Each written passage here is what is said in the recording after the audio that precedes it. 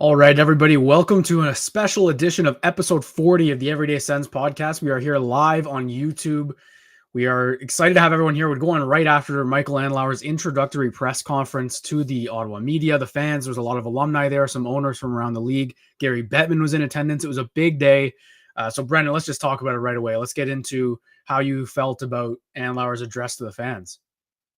Yeah, I mean, the biggest thing that I took from that entire conference, and let me just say too that it was really well run. I think that in the past we've seen some things that have been a little sloppier with the organization, and that was like from the stream to who they had in attendance to how they had the whole thing set up. Very smooth, very seamless. They even did like the champagne at the end. It's just like a whole bunch of stuff that went really well. So my biggest takeaway from what Andlauer himself said was that he's so like fan oriented. I know they said many times they're going to be looking at pretty much everything through the fan lens, which is kind of a nice like term to use because they said it primarily with like the new arena, right? They said that they're going to be looking through the fan lens to choose their next arena. They even said like they went as far as to say that the fans are going to help them pick the next arena and kind of direct Andlauer. So that was my number one takeaway from the entire conference was that Andlauer kept referencing the fan base, which is something that obviously is so pivotal for us because yeah, he's supplying the money, but like he also understands that like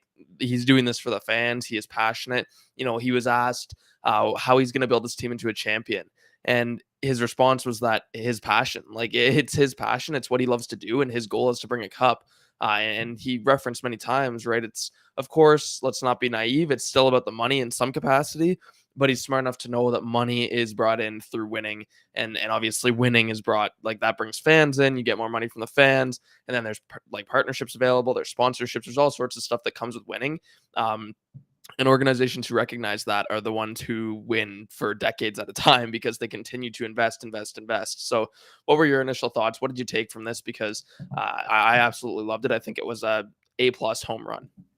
Everything we've seen kind of written about him is that he's a very personable guy, just kind of down to earth, all of that. And yeah, like you can take that at face value, but I think you can really see it in this press conference. Like he was nervous being up on stage there for a little bit and getting emotional. And of course he is. This is a monumental thing for his family and his family for years to come, like decades and generations to come. This is a big deal. But I think what I like the most is how he was cracking jokes the whole time, kind of. And my favorite moment, I just remembered this and I wanted to mention it quickly when he was, I forget who asked him, but they asked him about the players and stuff like that. And because he also mentioned being an employee first owner, and that includes the players as well. He talked about, winning a Stanley Cup is their goal as well. And then he kind of looked at Bettman and then said, or a gold medal, and kind of gave him a look. And I love that. Like, that's just funny. He obviously is alluding there to the fact that the NHL hasn't really allowed their players or had deals for their players to go to the Olympics to win gold medals. Like, and it's not like he was just giving a shot. He's just aware and spatially aware. It's situational humor. And I think that's a very good quality for a person to have, especially in this capacity, because it sounds like he's been going around the CTC, just meeting everyone. It's going to be extremely overwhelming for him, or it had to have been this summer. So I think getting here, just kind of acclimated with the city. Cyril Leader's back in the fold as well. We shouldn't really bear that lead. So he'll be returning as the CEO of the Ottawa Senators. And again, Brennan, I feel like you and I are maybe a bit too young to kind of remember the good parts of Cyril Leader's time here, but I do remember when he left, which I don't know what year it was. It was somewhat recently, 2016, 17, around then maybe, or maybe it was even after, but it was a big deal when he left. It was kind of like the sky is falling. It might have actually been more recent. I can't remember. I'm blanking on the date there, but if anyone kind of remembers the exact timeline, just maybe throw it in the chat there. And again, another reminder for those watching live right now, just throw us your comments. It's going to be an interactive live because we've got a lot of on ice stuff to talk about, but we want to know what people's thoughts were on Michael Andlauer. Like, this is a huge day. I mean, you and I were very, very young when Eugene Melnyk bought the team.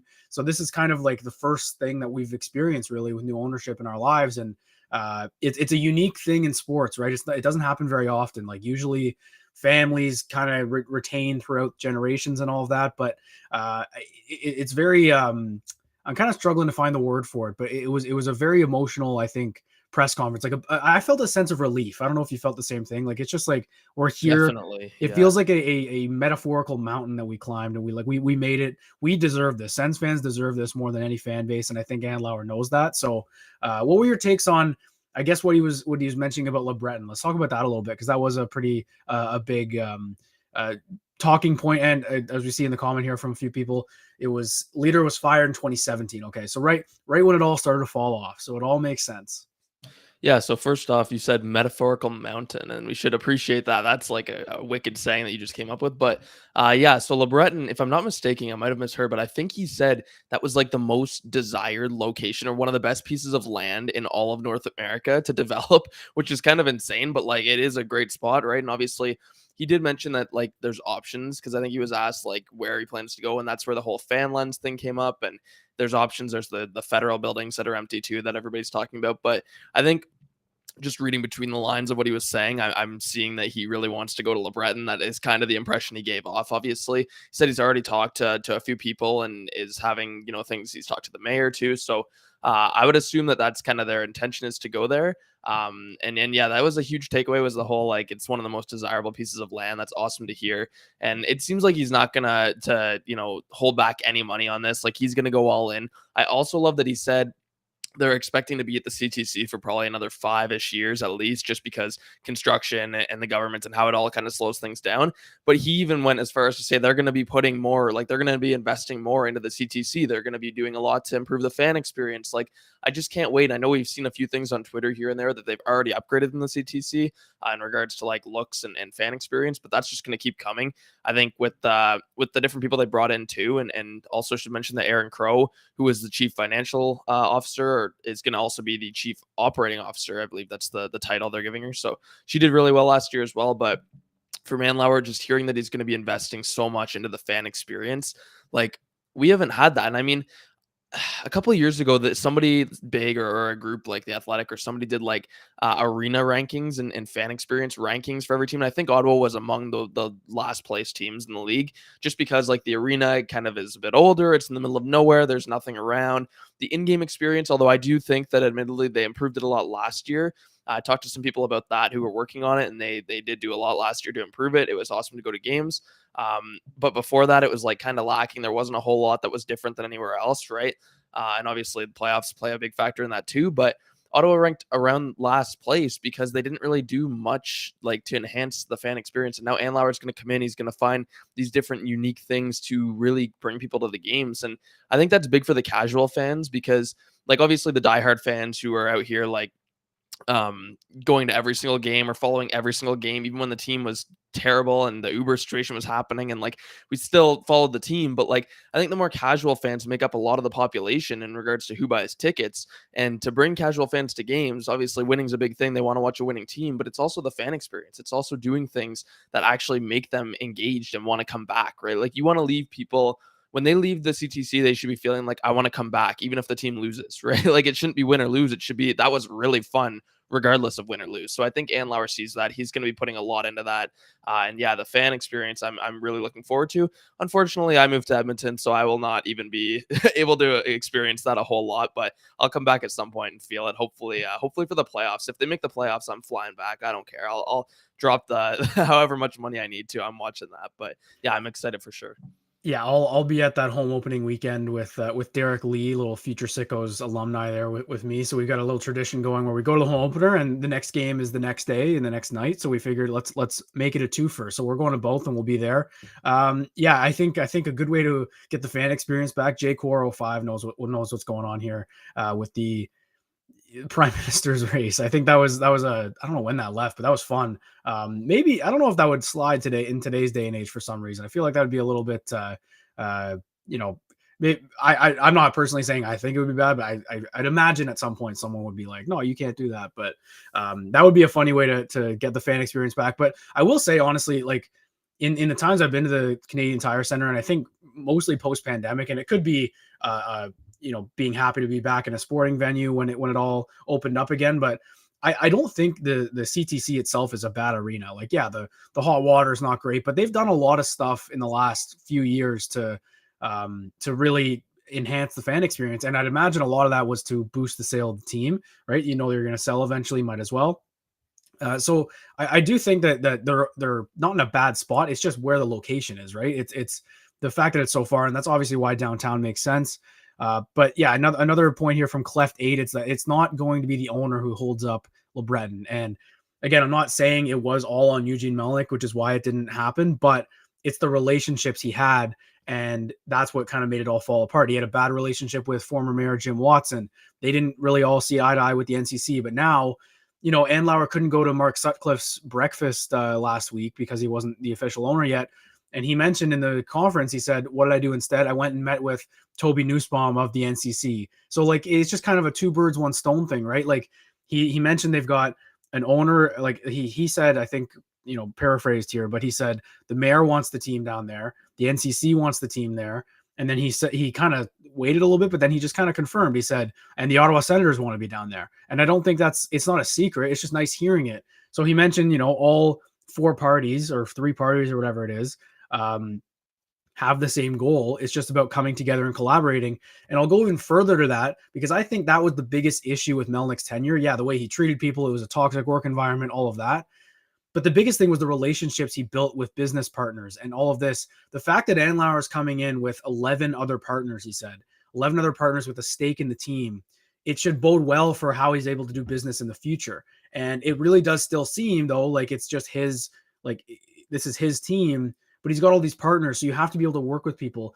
And that goes even further into he's a good person to be around, and he's, you know, very, you know, crack like the humor, but like I think someone else said it in the chat as well. Like he's very professional, but he gives off a sense of humor as well, which is hard. You can't teach, right? It's just who you are. So to me, I think that's really important for season ticket stuff, for fan experience. Like all of that is huge. And not to mention also he's moved to Westboro. Like he's living in I mean, also fun fact, Westboro pretty close to LeBreton Flats, if I don't want to, you know, speculate there, but obviously a lot of players live down in Westboro as well. But I just think I'm rambling here, but I'm just it was a breath of fresh air. It really was, and it's been a long time for fans. Like the last 10 months have been pretty hectic, but and he mentioned the same thing. Like even the summer after it was already kind of rumored that, or confirmed that it was his bid that was going to win. It took a while, didn't it? Like and he mentioned it was because of him and how many partners he had and stuff. And the NHL had to do their due diligence and all of that, which makes sense. So he didn't really go into on ice stuff, I should say. Mentioned briefly, you know, the alumni with Alfie, and we didn't get an Alfredson announcement. I don't know if I was expecting it, but he was in the building, he was there. So they're obviously still working out what his role is gonna be. But you know, I'm kind of trying to think too of what some of the things that Gary Bettman said. And Bettman kind of mentioned, you know, this is the common goal was to keep the team in Ottawa. And maybe we can mention something about being, you know, Andlauer also mentioned being stuck between the two largest markets in the NHL. So what were your thoughts on the way he was kind of portraying that? And also we'll go into the Ottawa Gatineau stuff too, because that's very important. Yeah, I mean, he seems to really be embracing this underdog story. He had that come out the other day too, and he kind of like reset it. But he said that they're between the two biggest markets who think they're at the center of the hockey universe, which is like a hilarious shot. That was another thing, was he's so like humorous, which is a very entertaining guy. Like he could be an entertainer. I'm sure we'll hear more from him during the season. But yeah, I mean, the underdog story is obviously something that's really going to be fun to follow, kind of interesting. And then the Ottawa Gatineau thing, he brought that up many times, which is awesome. Like he really seems to be integrating himself into the community. And then the commitment thing was big because obviously, like especially other fan bases with the whole Andlauer thing, they were saying, oh, he's going to be moving the team, another Toronto team, of course, like hockey center of the hockey universe there. So people were saying that. And then Belleville was another one too. The AHL, they thought that he'd probably move the team out of Belleville, and because he's been so committed to Hamilton, they thought that he'd want to move another team there, and yada yada yada. He came out and said here, like Gary Bettman said, Ottawa, there's nothing to worry about. The best days are ahead. No concern over moving the franchise, over the franchise in general. And then Andlauer came out and said he went to Belleville already and met with a bunch of the members of the team there, met with the mayor of Belleville, and he told him, like he assured him they're not going to be moving either. So he's really going to be keeping consistent with what Ottawa has right now from an organizational standpoint. And that's going to be huge. And the integration of him in the community is something that like that's so important for any owner, but I don't think every owner necessarily does it, right? Like we talked about Ryan Reynolds, and if he would have become owner, like was Ryan Reynolds going to dedicate his like 90% of his time to living in Ottawa and running the Senators? Like, no, he's a Los Angeles guy who's a movie star, right? Like he's going to be still filming his movies, doing everything. This would be like half of his life. The other half would be doing that. For Andlauer, this is like his whole life. This is everything he's doing now is built up to this, and he's got kind of his dream job now, I guess you could say.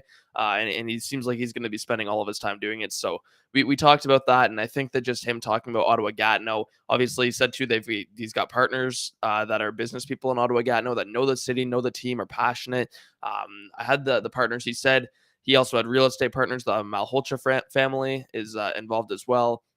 He's got partners in the hockey business. Like it's just an organization, a group here. That's the new ownership group appears to be very well built from top to bottom. It's not just Andlauer, even though he's kind of taking all the attention right now. There's a lot of other pieces. We know Rocco Tullio from the Oshawa Generals. He's also involved as well. The owner of the Oshawa Generals, the OHL. So that's another hockey name and a big one. But yeah, overall, I'm pretty content with the group. I'm excited to kind of see a list of like who's actually involved here. And hopefully, yeah, Daniel Alfredsson is next on the docket too. Because I was in part expecting him to, near the end of his when he was talking, I was kind of thinking maybe he's going to pull out a little Daniel Alfredsson card and get the real ovation. Because there was a lot of ovations. But if he announced Daniel Alfredsson, the crowd would have gone just nuts. So I was kind of expecting that, but I think he's going to save that for another time. I'm certainly hoping to hear that in the next little bit too. You know what, though? Last year, it was like the biggest moment that gave you chills ever when Daniel Alfredsson came out to like the Good Day song, and he came out on the ice and before that was the home opener, I guess, and just so electric. What if they do that again this year, but like similar in the sense that they're going to announce right before the season opener, the home opener, that Daniel Alfredsson is back with the team in a player development role or something. It'd be kind of cool. So I think they have a bigger thing planned for that.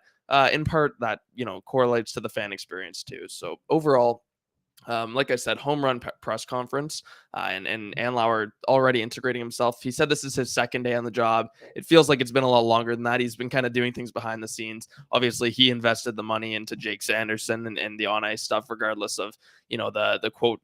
Like he didn't technically because he wasn't the owner. He did. It's all been him since pretty much over the last few months. But yeah, like I think this is better than we could have ever imagined from even a Ryan Reynolds type. Maybe if he would have won this whole presentation would have been like more movie-esque and like dramatic. But I think that as a whole, we have an owner who's committed to the city, he's committed to the team, and he's committed to winning. And that's all we wanted.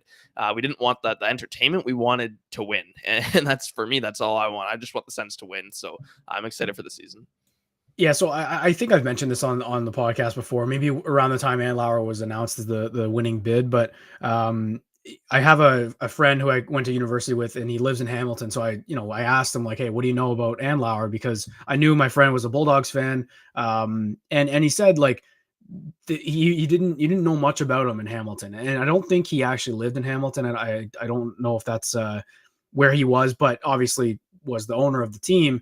But my friend said like he put the pieces in place and built a 2 championship winning team in 6 years in junior hockey, which is almost unheard of. Right. So that to me, like he puts the pieces in place. And look, like seeing this press conference, like I kind of want him to be a little bit more public and in the public eye. Like I don't think that'll be necessarily a bad thing. But he mentioned it himself. Like he wants to put people in the places to make the decisions. He doesn't want to be the one making the decision because then he can't hold people accountable. I thought that was a really good line that he had. And it's a good philosophy, right? If you're forced to make the decisions, then it kind of, I don't want to say it puts the onus on him, but it's a little bit, less of a burden on him, let's say, but it is his burden to put those people in the spots to make the decisions. So obviously there were no bombshell hirings, like no big drop other than Cyril Leader, obviously, but I think that was kind of rumored for a long time. But what's exciting to me though is again, like the Ottawa Gatineau connection, like a lot of the French questions were geared towards that, because last night in his address to fans, he just called it the Ottawa Gatineau community. And like, I mean, officially that's what it is called. And he's not wrong. I think he said, word for word, he said like, we'd be dumb not to take advantage of it because it's a huge part of the market and the fan base. So, I think people who are living in Gatineau or close in and around can look for more Sens stuff in Gatineau right now, like even just promotion, like at all.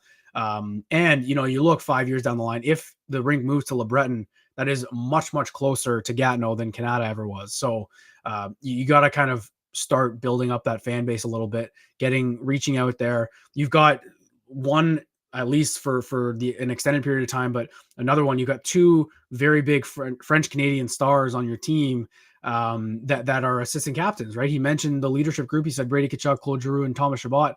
Two of them are French Canadians. So that's that marketing. We talked about it a lot, but I think it's important that he said that. And obviously Andlauer comes from Montreal, so he understands the French Canadian obsession with hockey and knows that it'll be like most people in Gatineau are likely Montreal Canadiens fans, but that's kind of the mentality of being the underdog. And yeah, like those fan bases are probably going to call it little brother syndrome. And you know what, it is, but like, who cares? Like, that's the way it is for Ottawa. So why would we, like, it's better to just accept that role than to pretend you're something you're not. And I'm not going to backpedal, because I would have been excited if Ryan Reynolds or Snoop Dogg or whoever was the owner. Like, I would have gotten excited about it eventually. But like you mentioned, it would have been this big theater thing, especially with Reynolds. It would have been this big production wise, and it would have been a lot of national attention, which would have had its benefits. But at that point, you're almost trying to pretend Ottawa is something it's not, right? And I think what Andlauer is doing here and what he plans to do is embrace this underdog mentality, embrace the we're forgotten, like whatever. And like that'll resonate with any Sens fan anywhere, because every Sens fan knows an arrogant Leafs fan who they might be very close with, but when it comes to hockey, they can't stand because they just look down on you. So everyone has that kind of relationship with a Leafs or Habs fan. So I think Andlauer embracing that part of it is the best. And I don't care if the other fans are mentioning it being like, oh, it's always with the Leafs, always with the Habs, but how can it not be? You're a smaller market team wedged between both of them. It's going to be eventually. Yeah, exactly. And I love the underdog story personally as well. That's it's something that I love to see him embrace because like you said, I mean that's a perfect way to put it, is like every Sens fan can resonate with that. And I think he's been he's been told and learned that as well, is that like obviously Ottawa is, and he was with Montreal, right? Like he knows this because he was part of their organization. Like that's a huge franchise, and the Leafs are a huge franchise, and that's great for them, right? They've got these huge fan bases in their bigger cities, but like Ottawa, it sucks to be wedged between them, but at the same time, like we do love a good underdog story. And I think that there would be no better feeling in like life in general than simply destroying the Leafs in a playoff series. Like that would be the true like victory. I don't even care if the Sens never win a Stanley Cup. If they make it to the playoffs and they bounce the Leafs in the first round like this year, that would be absolutely perfect and hilarious. So something to watch for sure. But just a couple of comments here, and then we can kind of dive in. I mean, I'm pretty good on Andlauer. Like that was a perfect press conference. I think we kind of hit on a lot of the points. You can go through on Twitter too. I posted a couple clips, and a lot of people have quotes and stuff, but there's some quotes too that if you missed it, you can kind of go watch. They might even have it still posted on their website too. I'm not sure the actual press conference, so check that out. But like we have, this is something too. Steve Staios, I just wanted to touch on because there was an update on him a little bit. So Steve Staios, obviously from Edmonton, he was their special assistant to the GM last year.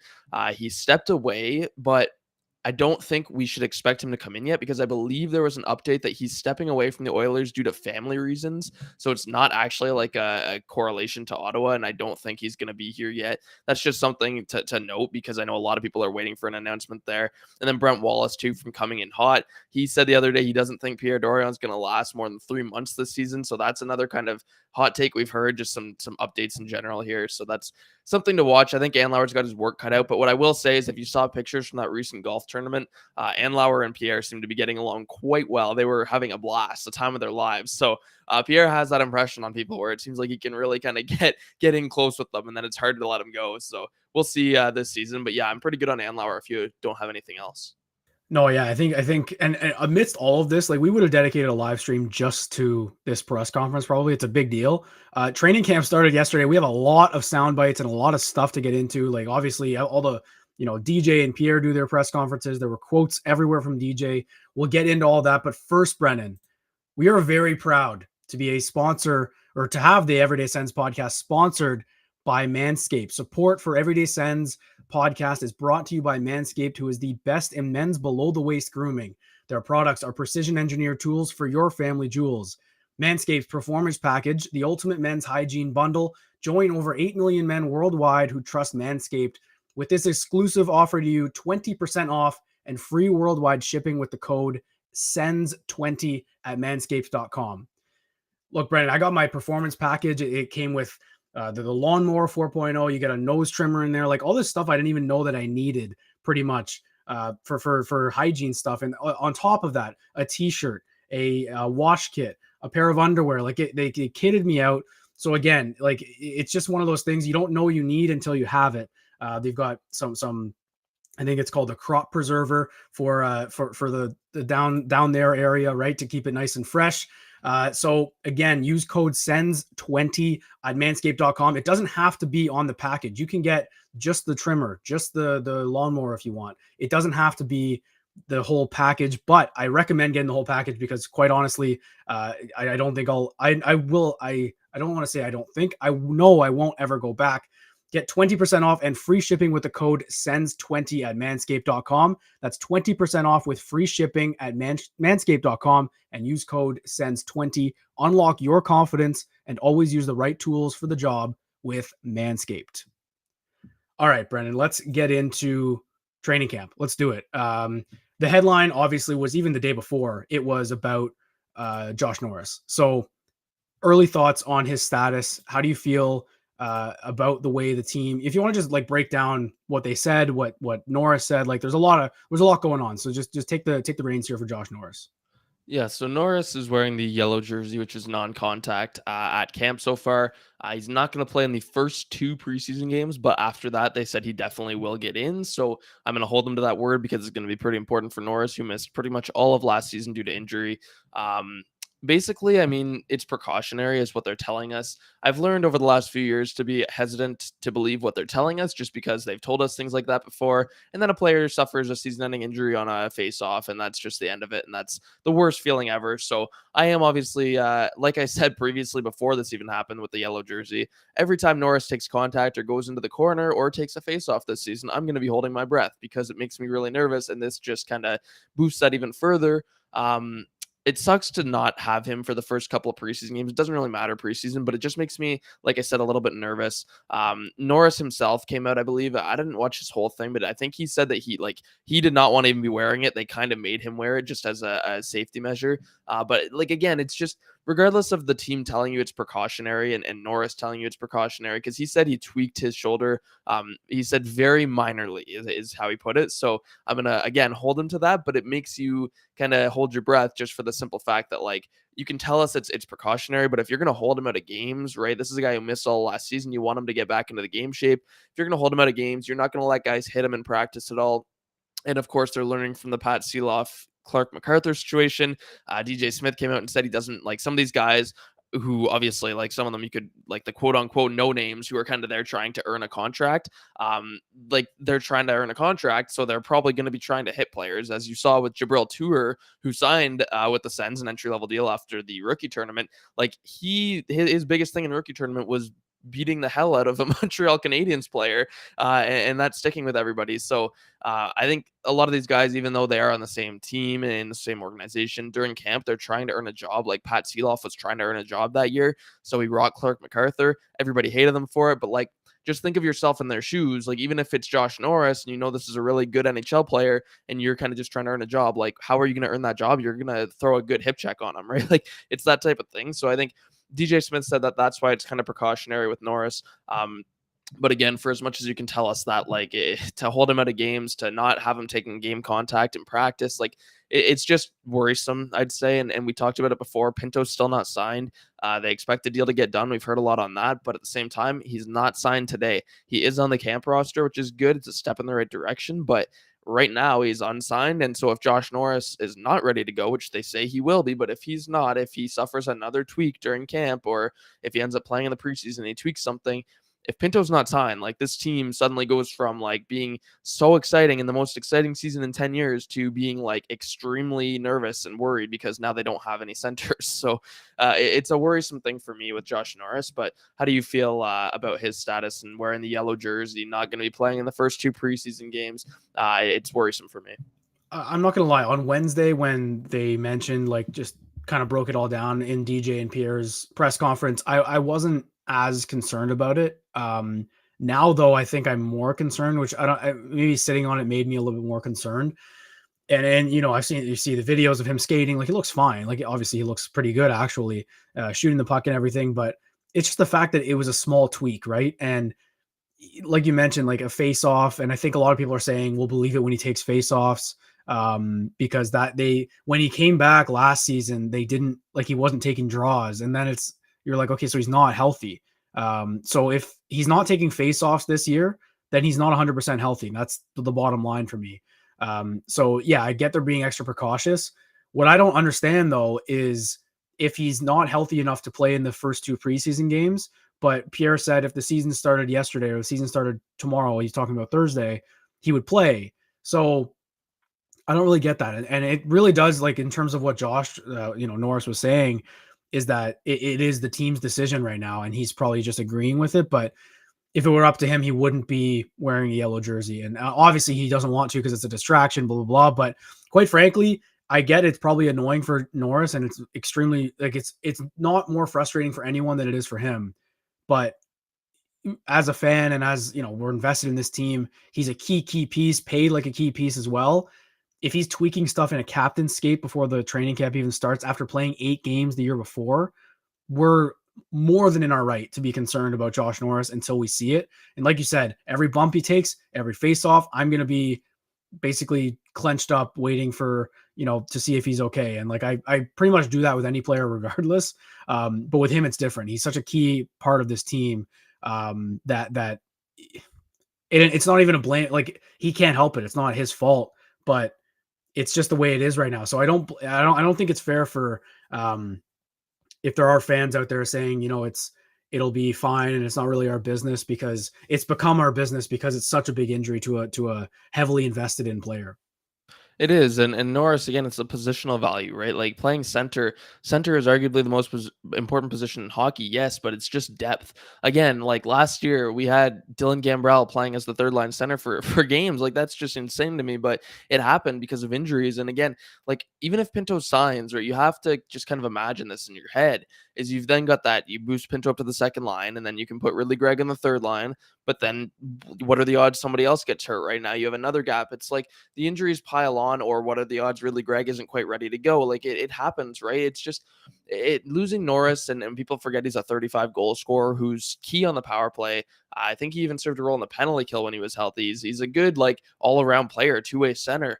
He's quick, like he adds a different dynamic element to the lineup, and he's very good with puck possession. It would suck to lose him. And again, it affects Pinto too, right? Pinto last year, yeah, he scored 20 goals, but he was not in a comfortable role in that second line. He needs to play a year on that third line, in my opinion. He needs to be in a more comfortable position for him. So then all of a sudden it correlates, and it's like the trickle-down effect where if Norris is out, now Pinto, his development is taking a hit because of it, right? He's in a role where maybe he shouldn't be. Ridley Gregg is then playing center where he's been playing more wing. It's just like it keeps going down and down and down, right? The depth starts to worsen, to thin. And it's frustrating. So hopefully this is really precautionary, because again, I don't really believe what the organization is telling me. I believe that it was a minor tweak. I'm not saying it's something bigger.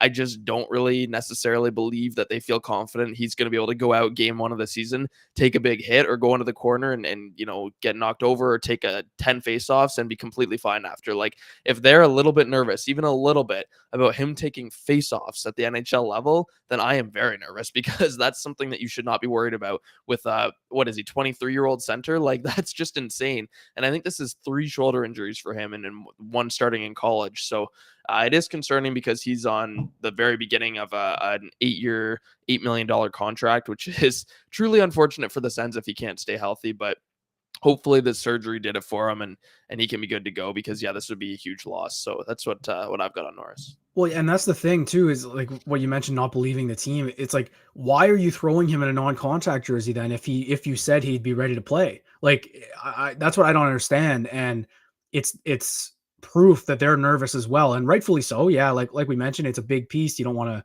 injure, like get him, have him get hurt again in a preseason game. But like, what's the I do appreciate that it's a medical situation. You can't like tell us everything. And Pierre did mention, like, he's like, we're trying to be as transparent as we can.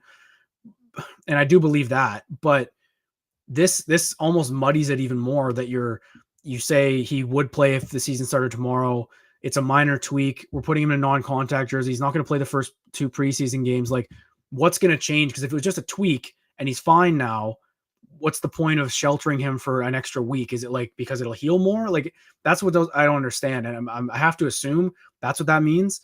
But yeah, I don't I don't like it, and until I don't know if I'll be comfortable watching Josh Norris until like it's 10 straight games or something like that, because he didn't string together 5 games last year.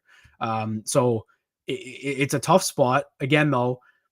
There's a lot to be excited about with this team, and let's focus a bit more on what some of the stuff that DJ Smith said yesterday or 2 days ago, I should say.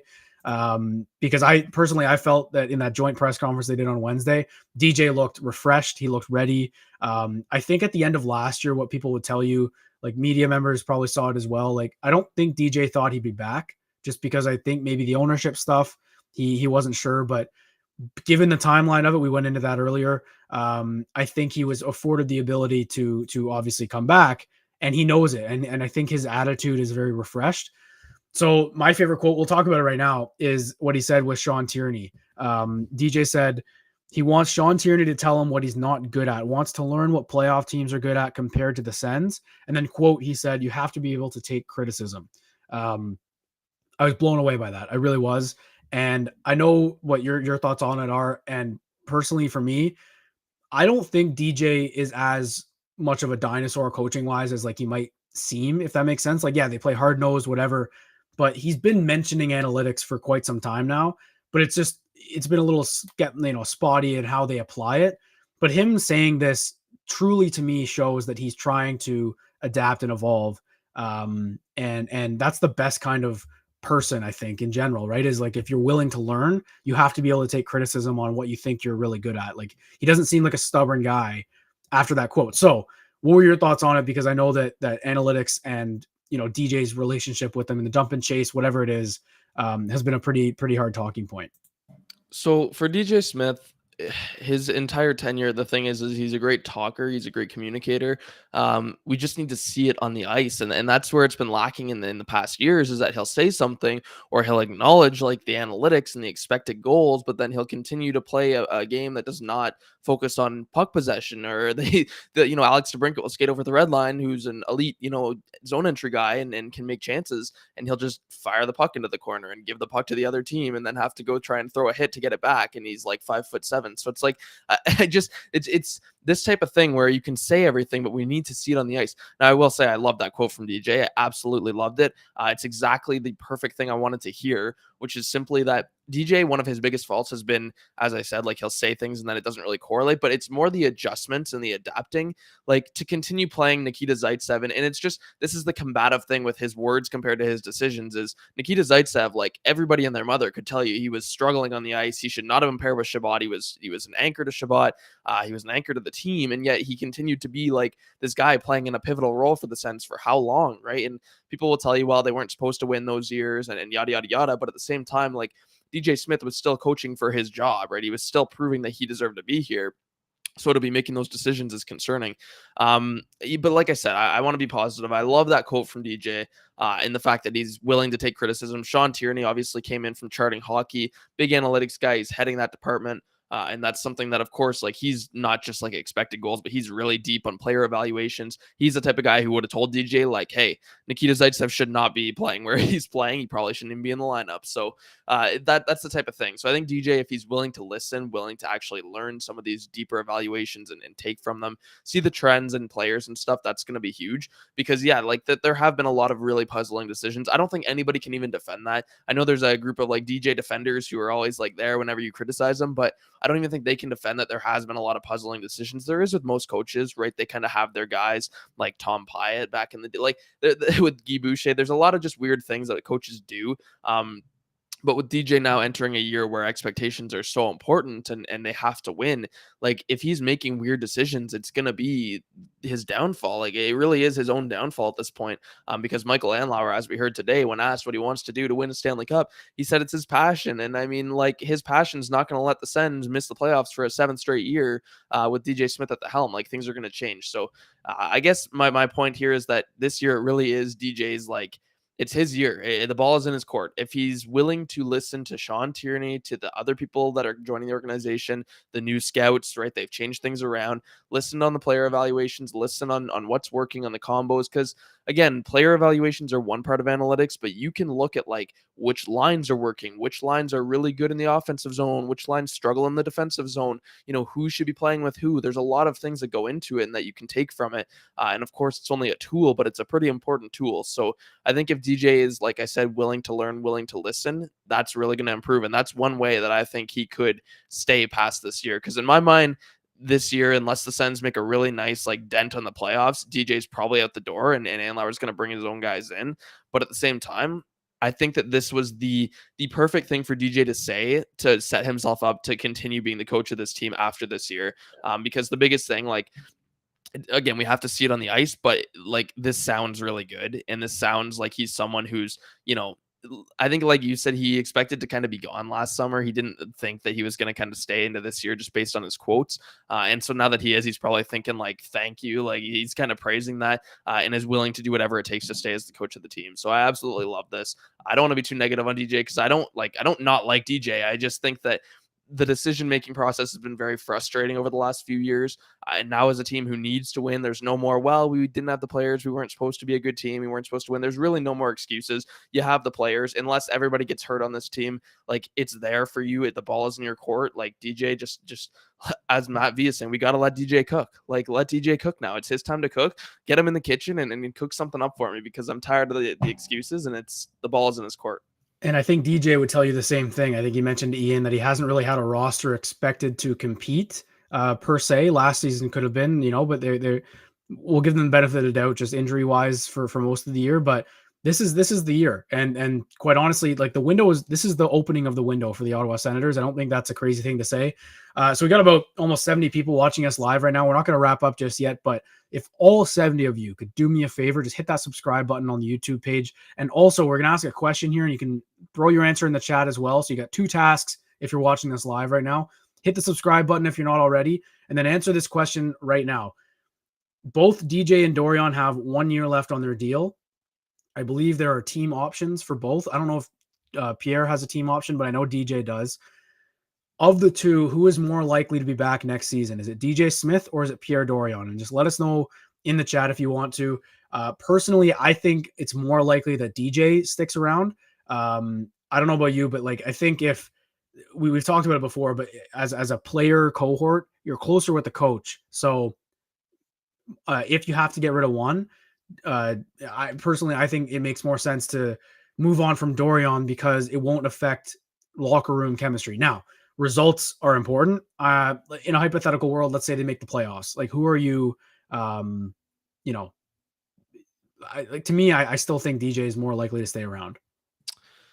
It's honestly tough. It really is tough because, like I said, I think coaches get fired more often than GMs, right? So I think the question kind of depends because if they're not above 500 by the Sweden trip, like Alfie's Mullet said in the chat, then I feel like it has to be DJ Smith, right? Because if they get off to a slow start, I don't know how you can do anything other than fire DJ Smith. That's kind of my point is after the slow starts we've seen. Somebody had a record the other day. It was just god awful over the last first 20 games of the last 2 seasons. For DJ, it's been really bad. So hopefully this year they get off to a better start. I think if they get off to a rough start, DJ is going to be out the door before Pierre, just because it makes more sense to fire the coach in the season than it does the GM. But if they both last till next summer, it's so results based. If they make the playoffs, I'd say it's more likely that they might both stay. I think Andlauer, if they make the playoffs and that's the goal this year, then why would he fire them if they met his expectation? I don't even really have an answer. I'm excited to see what the chat says because I'm torn here. This is it could go either way. If they get off to a slow start, DJ's gone. But at the same time, if they get off to a slow start, Pierre's probably also gone before too long because it's just there's no time to waste here anymore for the Sens. So yeah, I mean, I'm in the middle here.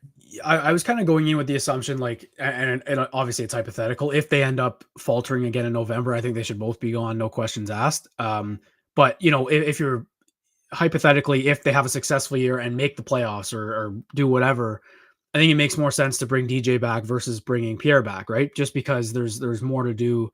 It would send a bad message, I think, to the players if this coach that they've been with for so long has a successful year and they do everything that they needed to do. They grow, they make the playoffs, maybe even make some noise in the playoffs, and then you don't bring the coach back, that would be a little bit of a red flag, I think, if I was Kachuk or whoever.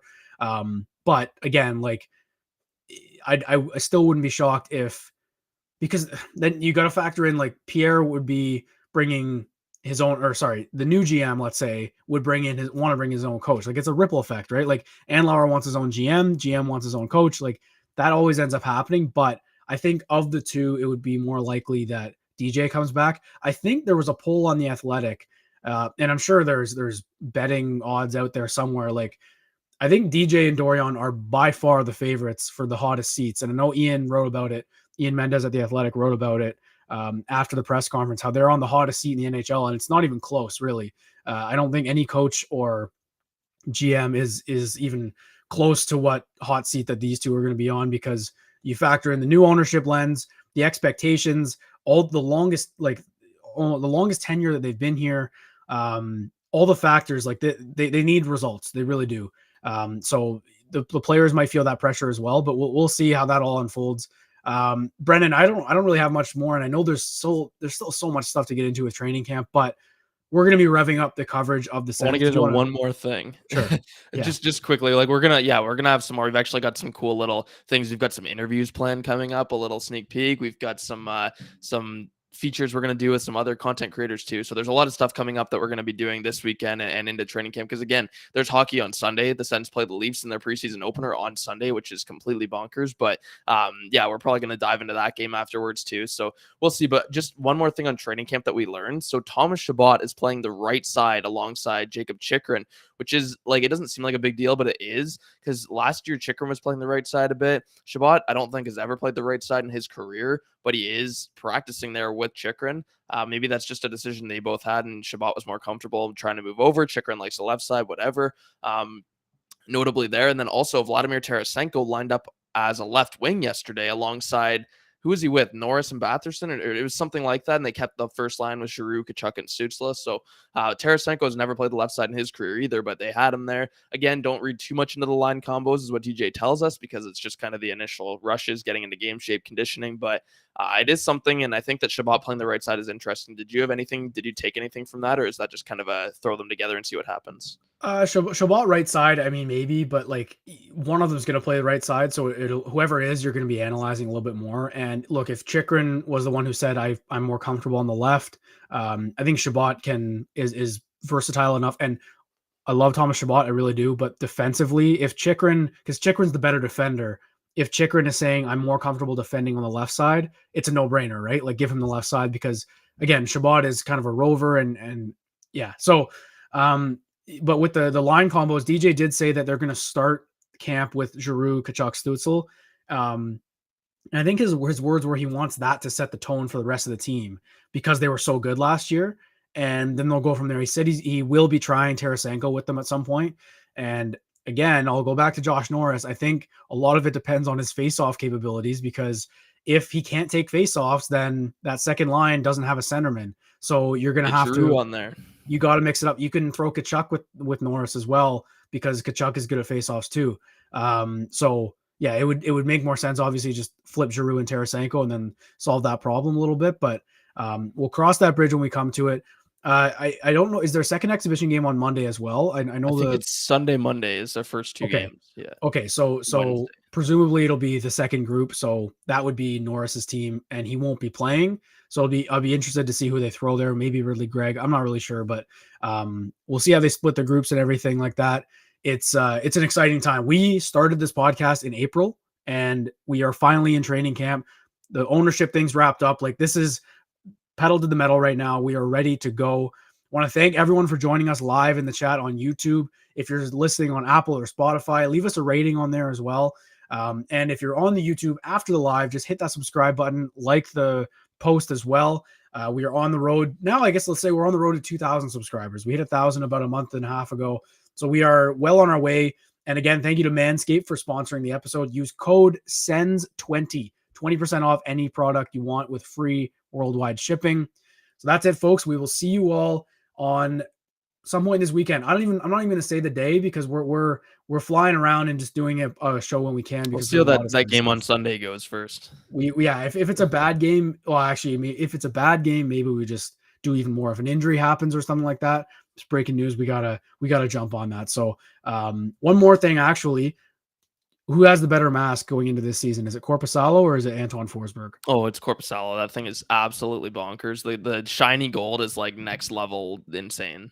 Well, if he's going to be wearing white pads, he better be having a nice mask. I'm hoping those are just for practice, man. Yeah, man. I mean, he could have the best look of a goalie with that jersey and everything. Like, I don't even know what pads would look good. Like, you think just like something just with a little bit of black, red, and gold. Like not too much, just a little bit along the sides. All white is just too Matt Murray type. I don't like do that. the Martin Gerber black pad combo or whatever. Yeah, that sure. would be kind of nice. Yeah. All right. So that's it for episode 40. That's 40 episodes in the bank as well for us. So we will see you all next time. Thanks everyone for joining, and go Sens, go. It's a new era of Ottawa Senators